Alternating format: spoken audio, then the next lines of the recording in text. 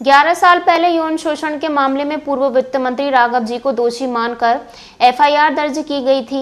राघव जी के द्वारा अपील करने पर जबलपुर उच्च न्यायालय ने पिछले साल जुलाई 2023 में उनके खिलाफ की गई एफआईआर को रद्द कर दिया था, लेकिन मध्य प्रदेश शासन की ओर से दोबारा सर्वोच्च न्यायालय में राघव जी के खिलाफ याचिका दायर की गई, जिसे माननीय सर्वोच्च न्यायालय द्वारा पुनः रद्द करते हुए मध्य प्रदेश शासन को फटकार लगाई गई।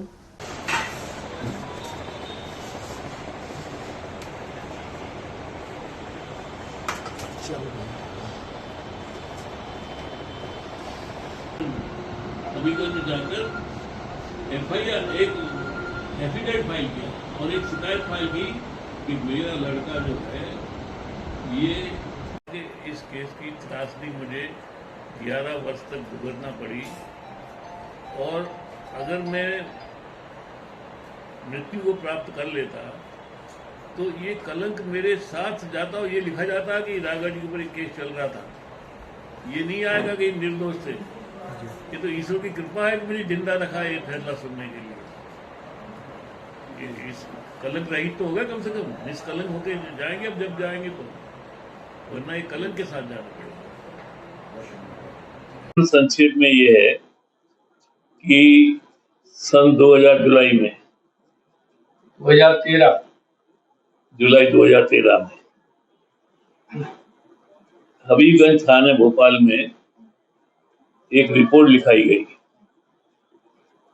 और उस रिपोर्ट में ये आरोप था कि मैंने उस व्यक्ति के साथ अप्राकृतिक दुष्कर्म किया। दुर्भाग्य से राज्य सरकार ने उस एफआईआर को रजिस्टर करके हमारे ऊपर केस चला दिया। मैंने तत्काल इस्तीफा दे दिया था।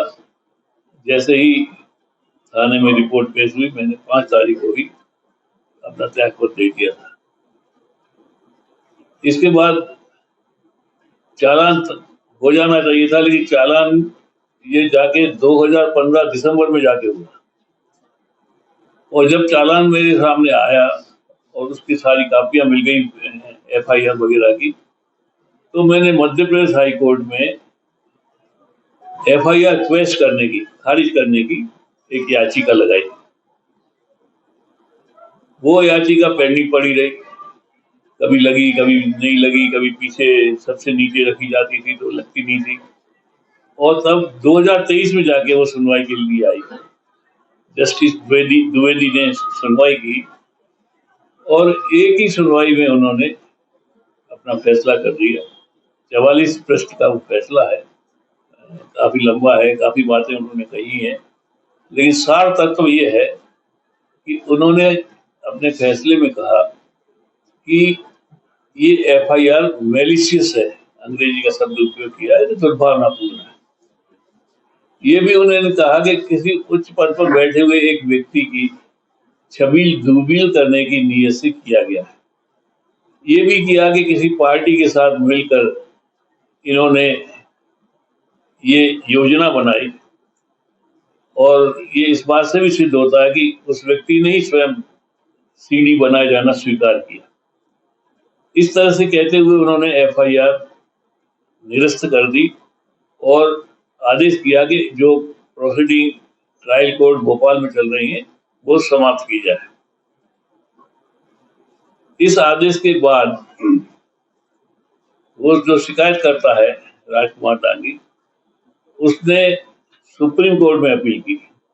हालांकि वो अपील भी कोई 130 दिन विलंब से हुई थी, 3 महीने का समय रहता, उसके आगे भी 130 दिन और, लेकिन वो उसकी डिले कंडोन करते हुए, माफ करते हुए सुप्रीम कोर्ट ने सुनवाई के लिए रख ली उसको और सुनवाई 2 किस्तों में हुई और अंतिम किस्त में जज ने फैसला किया कि समस्त तथ्यों और परिस्थितियों को देखते हुए ये बेंच जो है इस बात के पक्ष में नहीं है कि मध्य प्रदेश हाईकोर्ट के जजमेंट में कोई हस्तक्षेप किया जाए और इसीलिए उसकी पुष्टि की जाती है और प्रकरण समाप्त किया जाता है।